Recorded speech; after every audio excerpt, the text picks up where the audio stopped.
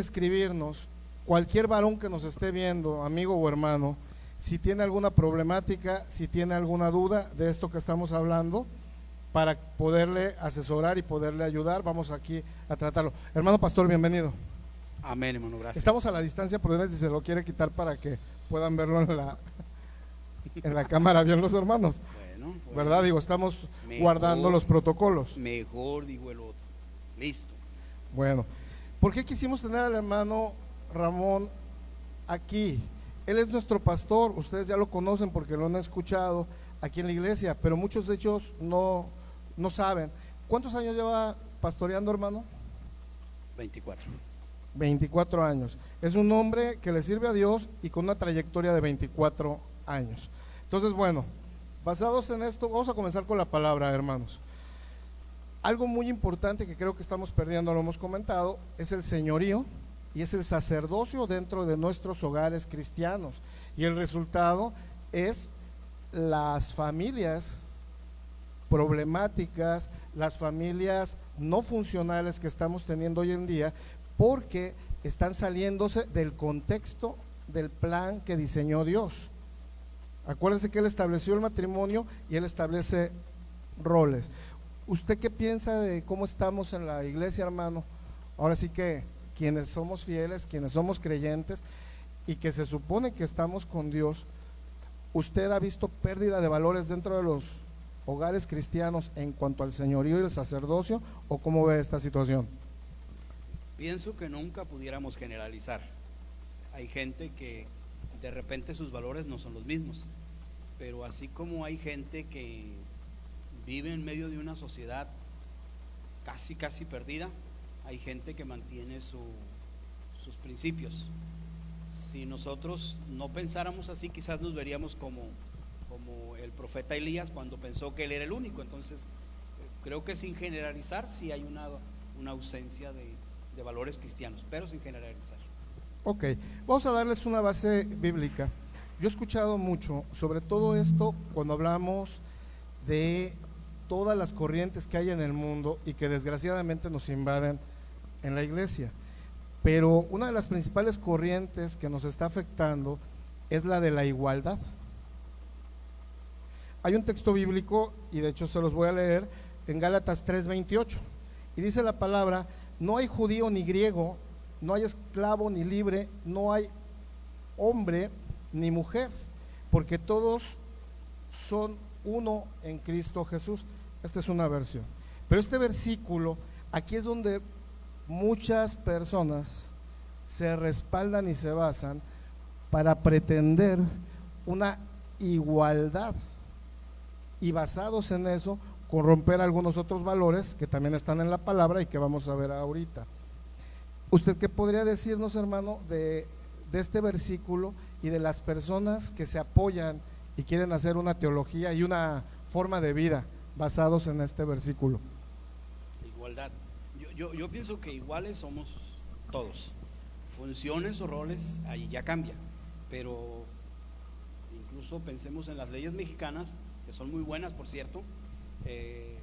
Dice que el hombre y la mujer son iguales en derecho, en cualquier situación es exactamente lo mismo. Creo que la sociedad confunde, si fuera el caso, feminismo, hembrismo e igualdad, creo yo. Ok, entonces vamos tratando de ir apuntalando algunos conceptos. La igualdad del mundo, vamos a decirlo así, no es la igualdad a la que Dios se refiere. A la igualdad que Dios se refiere es al valor que tenemos nosotros delante de Dios. Ahí no importa si somos hombre, mujer, si somos incluso hasta con razas, si somos blancos, si somos morenos. No se refiere si somos mexicanos o argentinos o israelitas. Él dice dentro de su palabra que todos somos iguales. Yándonos a la raíz, es un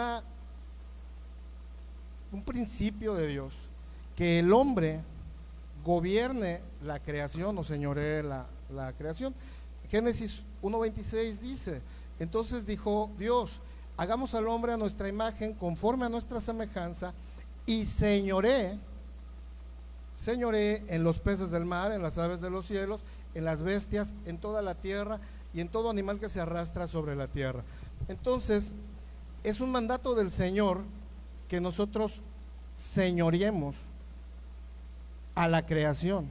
Es decir, dentro de la humanidad, Él nos da un lugar especial. A veces piensan que los principios que nosotros en la iglesia manejamos son principios que se le ocurrió a alguien.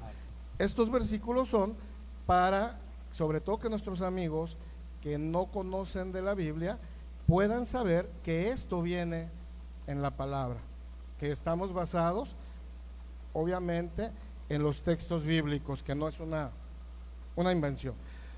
Bueno, dice Apocalipsis 1:6, porque no sé si ha escuchado usted o de repente ha visto personas que dicen: ay, los cristianos, ustedes se creen mucho porque se sienten por la última coca del estadio, dicen. Como son salvos, según ustedes, como tienen relación con Dios, según ustedes, creen que son una cosa u otra. Hasta dicen que ustedes nacieron para ser reyes. O sea, y piensan que es inventiva de la gente que estamos sirviéndole a Dios, pero no es así. Hay un versículo en Apocalipsis 1:6 que dice: y nos hizo reyes, está hablando del Señor Jesucristo, dice: y nos hizo reyes y sacerdotes para Dios. Entonces, tenemos una base bíblica, no para creer mentiras ni para inventar falacias, sino basados en el texto bíblico, es que nosotros conducimos nuestras vidas. Ok, ¿por qué quise establecer esto? Entonces, entendiendo que el Señor nos manda a ser reyes y a ser sacerdotes, ¿qué cree que es lo que más nos está estorbando hoy en día, hermano? Para poder cumplir con esta orden que Dios nos ha dado, sobre todo los hombres. Hoy en día, ¿qué será a criterio suyo lo que más nos estorba a los hombres para poder ejercer ese sacerdocio y ese gobierno en nuestras casas? Yo estoy pensando ahorita en algo que igual nos puede ayudar, hermanos. Hay un pensamiento que dice que sin crucifixión no hay resurrección. Sin el sacrificio o el martirio que vivió Cristo Jesús no habría tampoco resurrección. Yo pensaría así, que el texto que el hermano dice ahorita ahí está, es completamente correcto. Pero antes de ser reyes, si empezáramos a ser siervos, porque si nosotros primero somos siervos, vamos a poder ser lo otro. Jesús primero no fue Señor, Él siempre es Señor, pero para ser coronado Rey de Reyes y Señor de Señores, y aunque pareciera que estuviera mal lo que estoy diciendo, primero tomó una corona de espinas, primero se hizo servidor de todos. Entonces Jesús es el Rey de Reyes y el Señor de Señores, pero antes de ser eso, estoy hablando de la persona, no de Dios, estoy hablando de la persona. Fue servidor y luego el servidor más grande de todos. Así dice la Biblia, va, vino a servir y a servirnos a todos, y alcanzamos la salvación por la obra de Cristo Jesús. Entonces yo diría así, para que creamos, porque esto es una promesa, para que creamos en esta promesa vamos pasando por este proceso, en el entendido de lo que implicaría ser siervo, ¿no? Sí, hermano. Ok, bueno, ahora, entonces ya establecimos que es un mandato de Dios. Ahora, ya hablamos que la igualdad se refiere en cuanto a valor. ¿Dónde comienzan entonces las diferencias establecidas por Dios? Hace rato lo dijo de carrerita el hermano, rapidito, pero las diferencias comenzarían en los roles. Es decir, nos diseñó de manera diferente a los hombres y a las mujeres, y les dio roles a las mujeres y les dio roles a los hombres. Aquí, tanto en el lado machista como en el lado feminista, pienso que se han aprovechado ambos lados para distorsionar y para a favor de conveniencias particulares, manejar esta situación. Pero hablando de los roles, hermano, ¿cuál es el rol que deben de llevar un hombre en su hogar y cuál es el de la mujer de acuerdo a Dios? Regularmente se utiliza en las bodas, ¿verdad? Cuando, como el ejemplo que es el ejemplo supremo. Cristo es el esposo y la iglesia es la esposa. Y este es el ejemplo supremo por excelencia. No va a haber otro mejor que este. Pero creo que también podemos decir, y sin temor alguno, hay roles que están asignados no solamente por la palabra, la naturaleza misma, incluso los podemos encontrar hasta en animales. Podemos encontrar cómo en alguna manera, por ejemplo, el papá es el protector, es el que protege, el que provee. No estoy diciendo yo que las mujeres no proveen, no, yo creo que ya estamos en otros tiempos, pero los roles sí están bastante marcados. Y por ejemplo, dice la palabra: maridos, amad a vuestras esposas como Cristo amó a la iglesia. Y luego le dice también a las esposas que las esposas estén sujetas a sus maridos, como la iglesia lo está al Señor. Y yo creo que nosotros estamos enamorados y apasionados y amamos a nuestro Dios, y no hay ningún problema en decir que estamos sujetos, que es parte del tema, al señorío de Cristo en ese sentido. Para no decir más o decir menos, decir la figura de Cristo como el marido y la figura de la iglesia como la esposa sería el ejemplo que no tendría discusión, digamos así. El ejemplo supremo o el modelo. Sí, así es. El modelo a seguir. Ok, bueno, dice la palabra en Proverbios 1:8, dice: oye, hijo mío, dice, la instrucción de tu padre, escucha la instrucción de tu padre, dice, y no abandones la enseñanza de tu madre. Hablando en esos modelos, yo creo que aquí claramente el Señor nos define dos roles principales en la casa, en la familia, donde nos marca que el hombre es entonces quien debe corregir, quien debe direccionar, digamos, quien ejerce autoridad, y la mujer dice que está para enseñar. Dice: no desatiendas la enseñanza de tu madre. Esto me recuerda de repente que, por ejemplo, nos quejamos mucho del machismo que hay en México y en Latinoamérica, pero las principales promotoras, quizá inconscientes, del machismo son nuestras hermanas mujeres, porque ellas son quienes educan a los niños, ¿no? Desde pequeños, y entonces les van inculcando este tipo de programaciones, ¿no? Eres niño, mi familia es de Sonora, de Obregón, es una familia pues tradicionalista con un machismo muy arraigado. Entonces, eres niño, no te puedes meter a la cocina a menos que vayas a ir a comer, y la mujer que esté, sea grande, chica, o sea, sea una tía, una prima, tiene obligación de servirte, así seas tú un niño de 4 años, tú tienes prohibido tomar un plato y llevarlo al fregadero. O sea, todo eso sí se da. Es para la mujer. Entonces crecemos siendo en ese sentido personas que no cooperamos, personas que creemos que la casa es de la mujer, ¿verdad? Y lo demás del hombre. Entonces pienso que esta es una de las razones que el mundo ha divulgado, y que bueno, nosotros como iglesia de repente con tristeza, me imagino que en estos 20 y tantos años has visto en tu caminar como pastor muchos problemas basados en este tipo de detalles, de que no cumple la mujer el rol adecuado o el hombre no cumple el rol adecuado en Dios.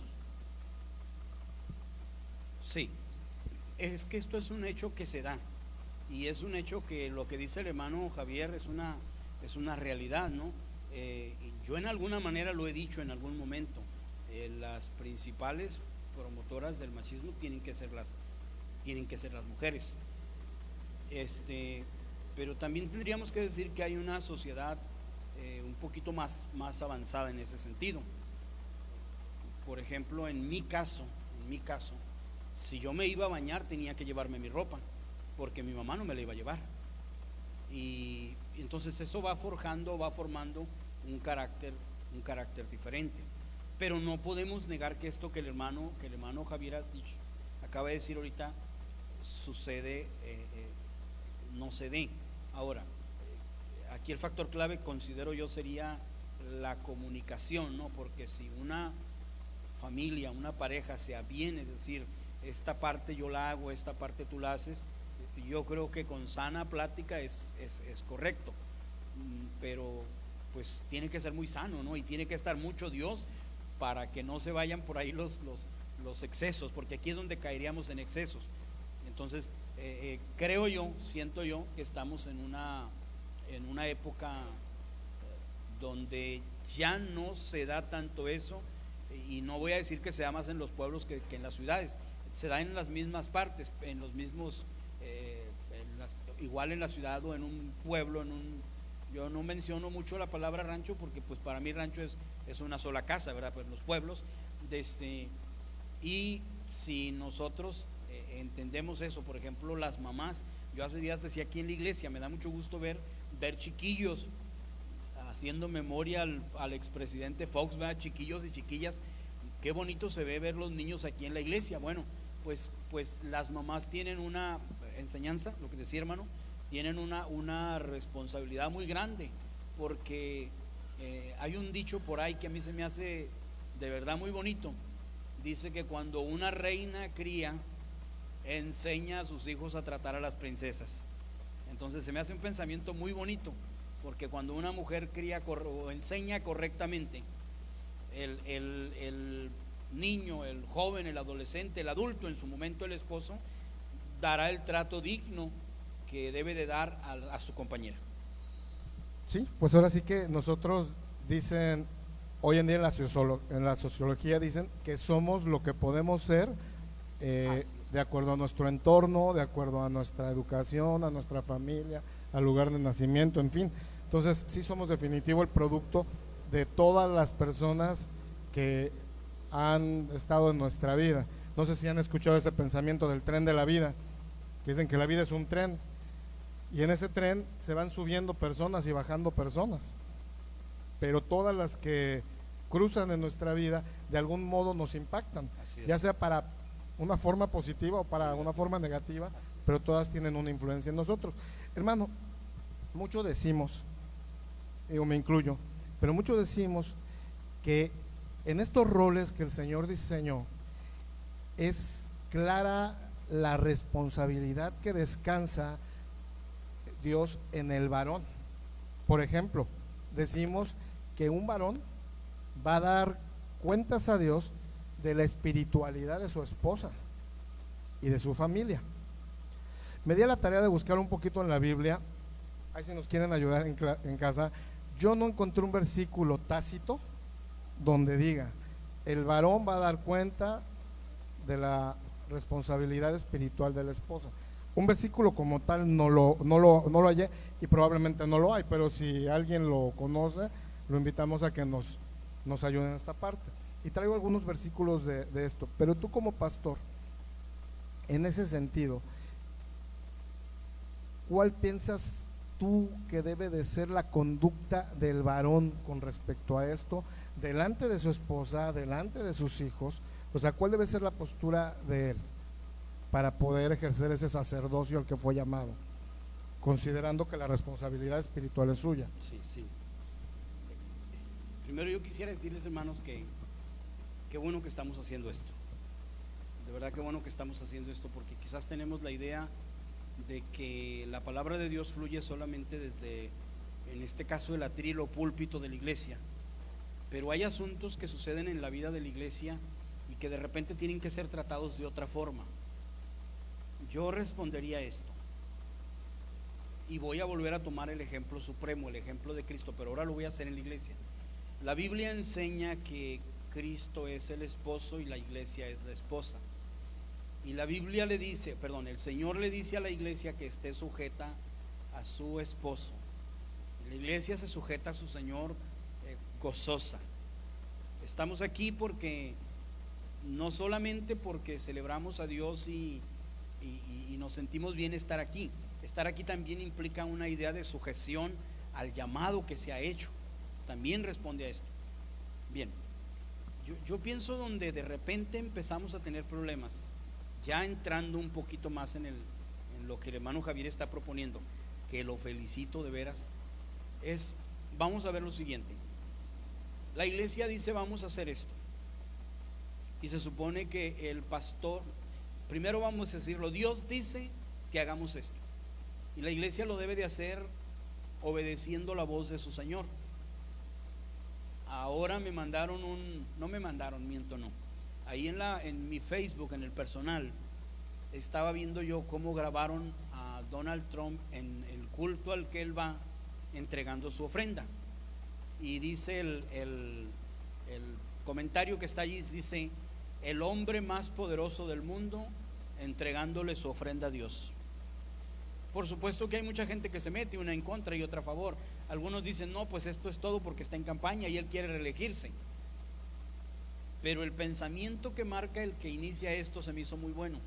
No sé si Donald Trump sea el hombre más poderoso del mundo o no. De hecho creo que no lo es. Pero qué bonito es cuando él, con todo lo que él es, presidente de la nación más importante del mundo en armas, en economía, en influencia, es el lenguaje que más se habla, aparta un tiempo, está un lugar ahí reservado en la iglesia, y es el lugar donde va a estar Donald Trump. Y por cierto, le checan cuánto ofrendó. Esto no sé, son cosas que se hacen ya, ¿verdad? Bien, con todo y que es el personaje más entonces influyente o importante, vamos a decirlo así, pero él se sujeta a algo que está establecido. Yo pienso que a veces nosotros como padres perdemos el control o la continuidad espiritual de nuestros hijos cuando nosotros establecemos en nuestras casas nuestro propio reino espiritual. Por ejemplo, un padre de familia, una madre de familia dice, no voy a ir a la iglesia. ¿Qué no se supone que también está bajo el sacerdocio de un pastor? Y si alguien está bajo el sacerdocio de un pastor, se va a sujetar. Y probablemente, yo lo dije el domingo pasado, por cierto, hay cosas en las que uno no está de acuerdo. David no estaba de acuerdo en las burradas del rey anterior a él, de Saúl, pero no levantó su mano contra él. Cuando nosotros en nuestras casas, familias, hermanos, esto es bien importante. Por ejemplo, yo lo he dicho así, ¿qué hablamos en nuestra casa? Hay quien se va del culto y taquitos al pastor, taquitos al liturgista, quién sabe cómo serán esos, ¿verdad? Taquitos a lo que sea. Entonces, estamos diciendo que cuál es nuestra postura en razón del sacerdocio que la iglesia ejerce en la vida de nuestra familia. Yo les voy a decir algo sencillito. En algún momento, yo les he pedido a los hermanos que chequen mucho los tiempos ahorita, pero me queda claro que en algún momento yo me he pasado en los horarios. Alguien me dijo el domingo antepasado, hermano, como que predicó un ratito, ¿no? Ya sé que me quiso decir, ¿verdad? Pero imagínense que yo me pase un poquito y yo voy a una reunión con mi obispo, y el obispo nos dijo que la reunión era de 8:10 y son las 8:30, y yo ya me estoy quejando. Pues que no estoy bajo el señorío, bajo el sacerdocio de mi obispo. En este mismo sentido, cuando un jefe, una jefa, porque también las hay, de familia, rompen el sacerdocio de la iglesia, entonces de repente nosotros estamos dando un mensaje diferente, y nosotros tenemos que dar un mensaje de unidad y de que vamos en esto mismo siempre. Debo mencionarles a una persona a quien yo considero no solamente compañero de ministerio, sino un gran amigo. Y aquí está presente el hermano Felipe Lara.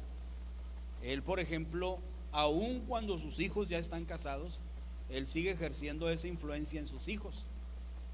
No quieres ir, pues de todas maneras debemos ir y debemos estar allí. Entonces, cuando vamos a suponer que está programado este culto, pero ahora es de niños, y alguien dice yo no voy, y pues no viene,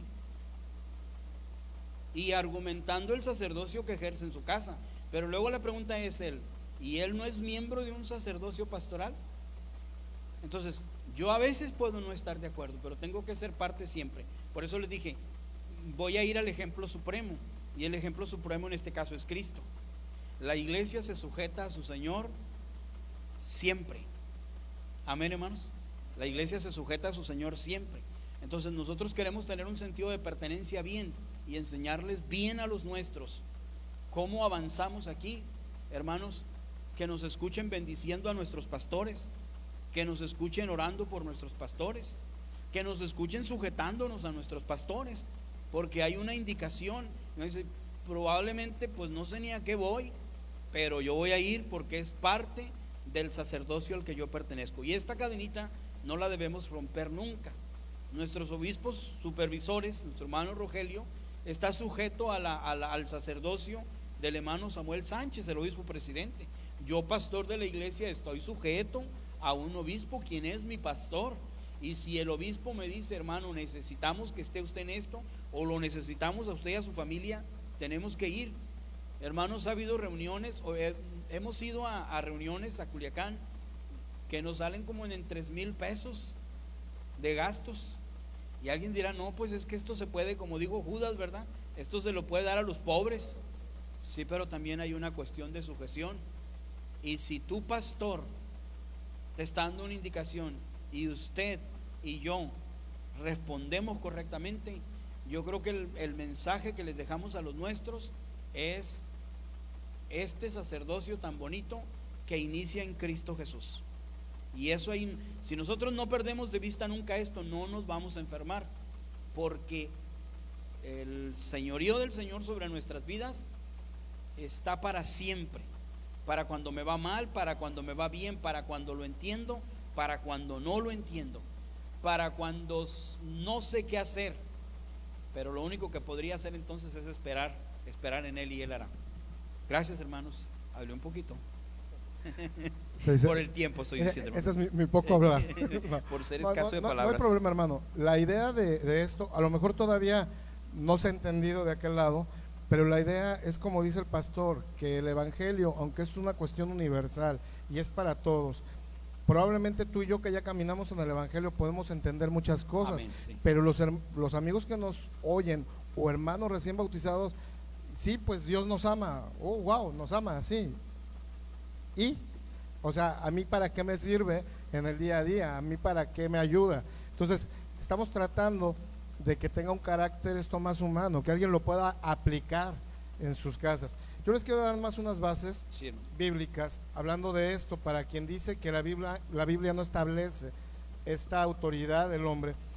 Acuérdese cuando son echados del paraíso Adán y Eva.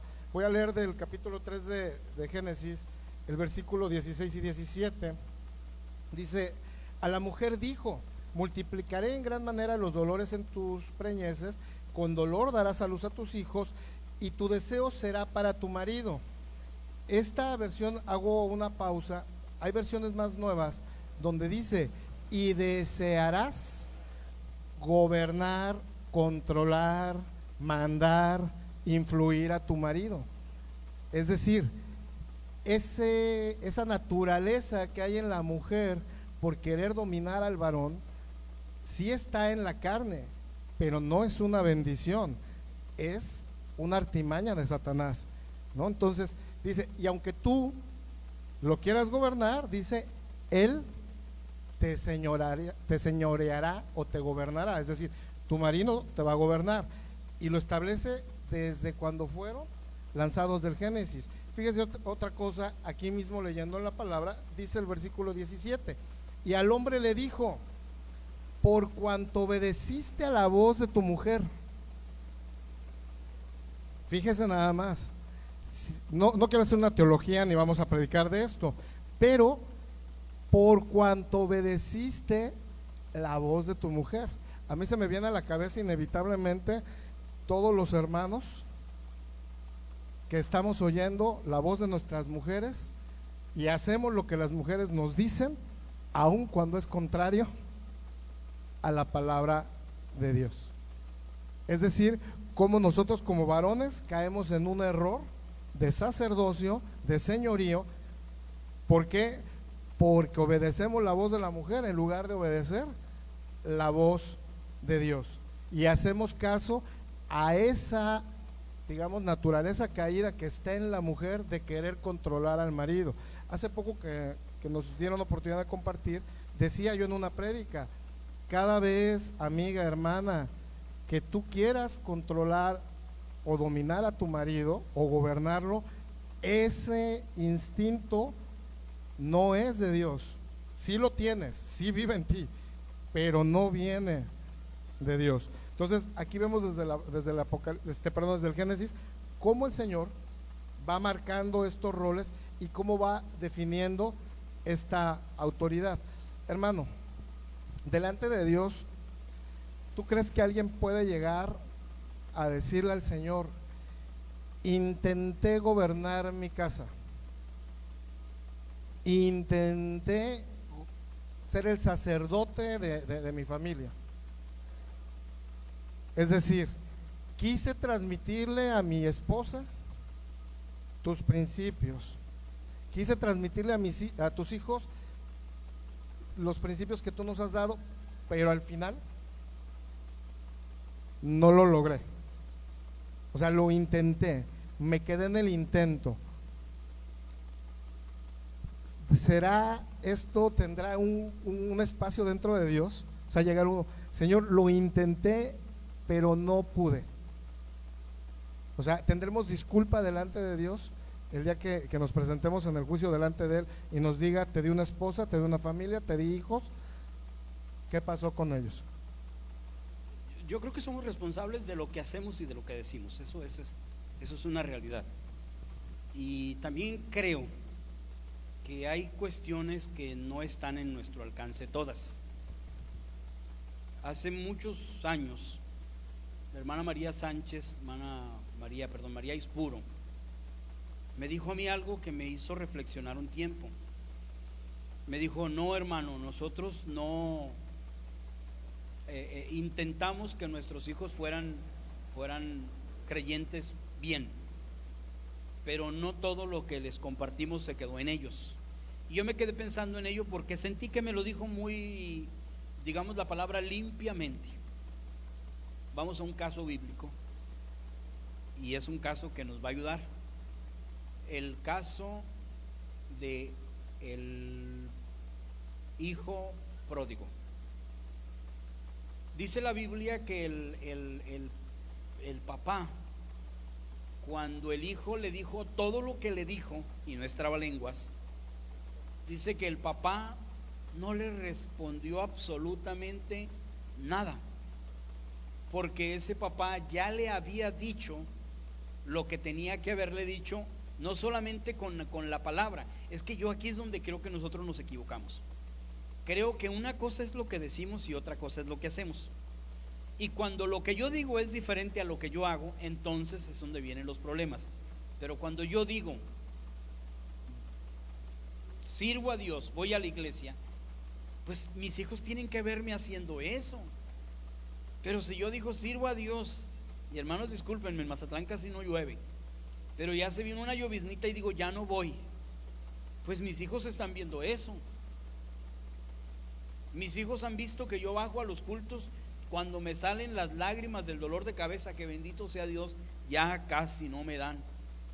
Pero ellos no podrán decir que vieron a su papá un día quedarse allá, que lo puedo escuchar.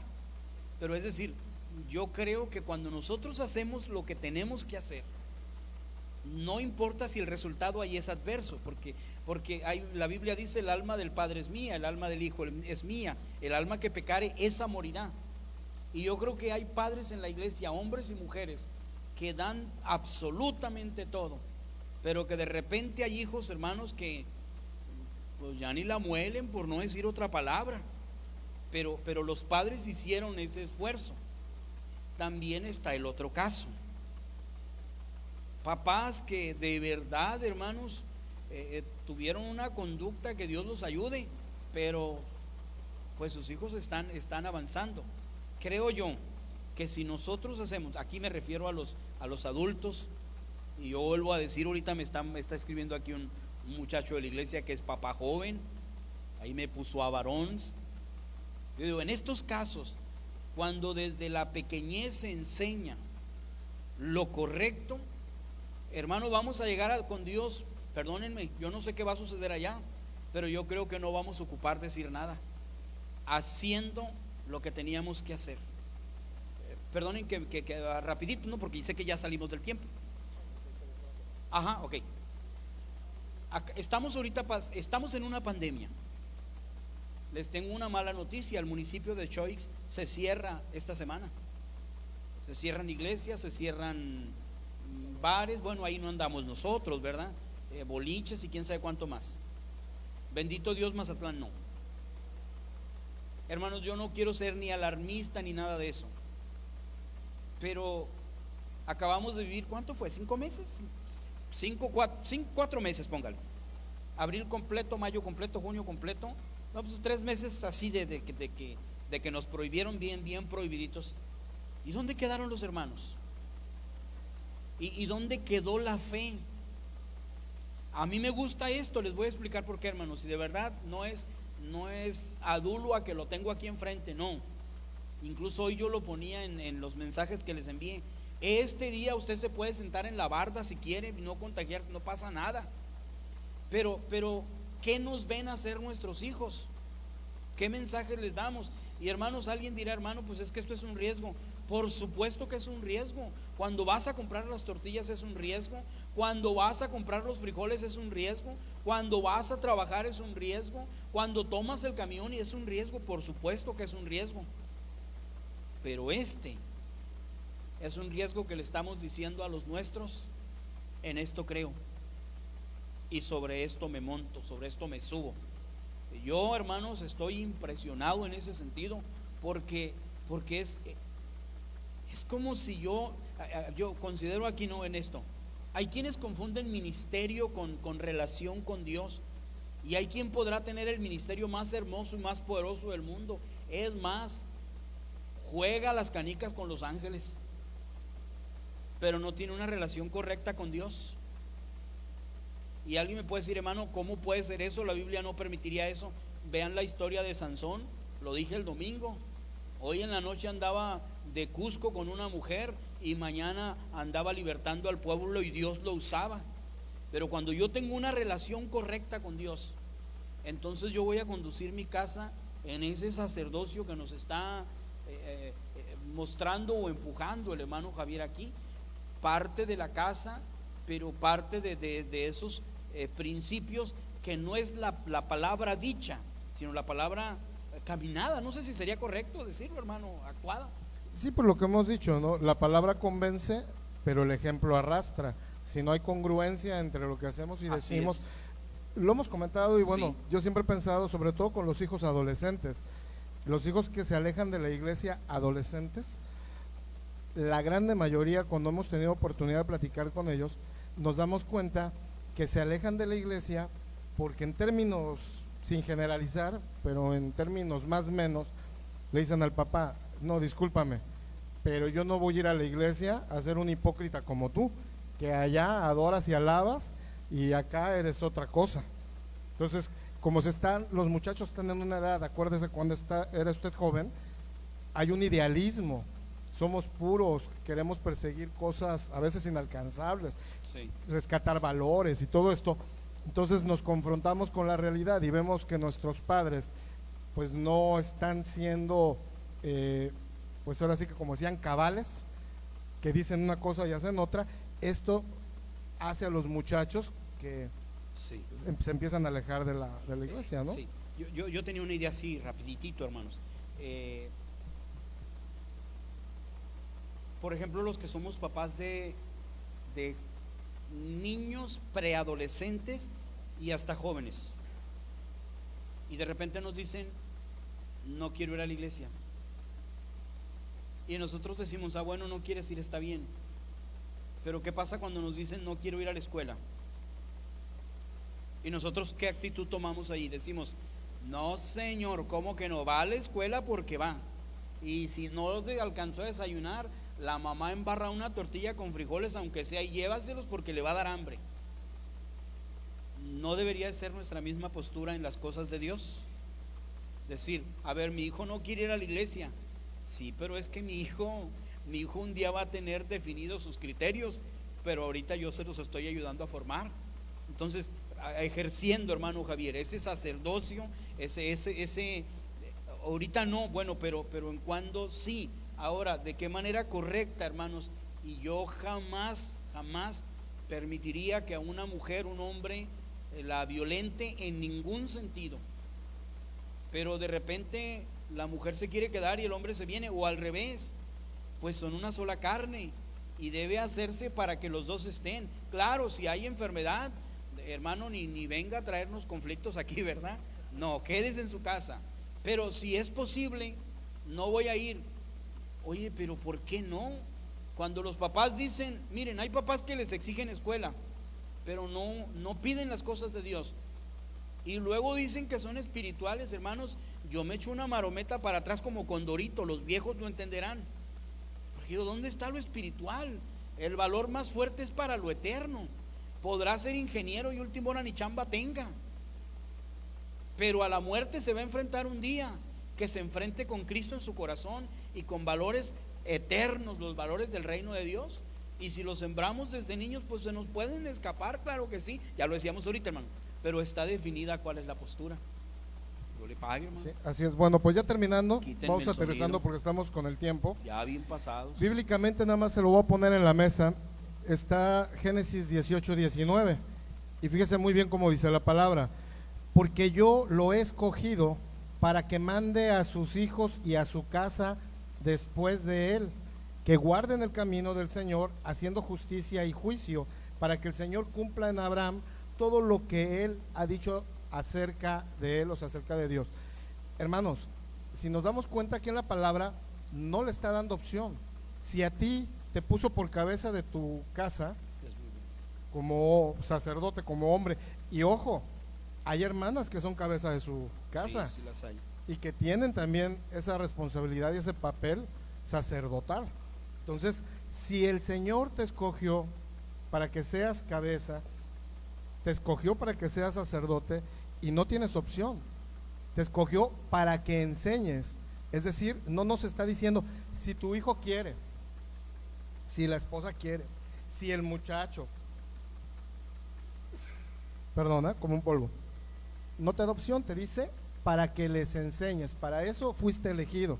Entonces, delante de Dios, quién sabe si tengamos justificación. Acuérdese que dice que son las justificaciones delante de Dios, ¿no? Dice que cuando nos justificamos, que es como trapo de inmundicia, o sea, es mejor no te justifiques. Para terminar, perdonen, es algo, un polvo, no sé. Échale. De acá a este lado, ¿verdad? Sí. No, para terminar, hermano, ¿cómo hay que pastorear? ¿Cómo hay que gobernar? Aquí está primera de Pedro 5, 2 y 3. Se los voy a leer, porque también eso es algo que a veces no entendemos. Disculpe, no sé qué es, no es el bicho, si no tengan miedo, y tampoco es ataque de nervios, nada por el estilo, es algo, no sé, algo, la planta, un polvo, ustedes disculpen. Dice la palabra, primera de Pedro 5, 2, 3: pastoread el rebaño de Dios entre vosotros, velando por él, no por obligación, sino voluntariamente, que es lo que quiere Dios. Dice, no por la avaricia del dinero, sino con sincero deseo, tampoco como teniendo señorío sobre los que os han sido confiados, sino demostrando ser ejemplo del rebaño. Es decir, hay gente que dice, ¿quieres conocer cómo es una persona?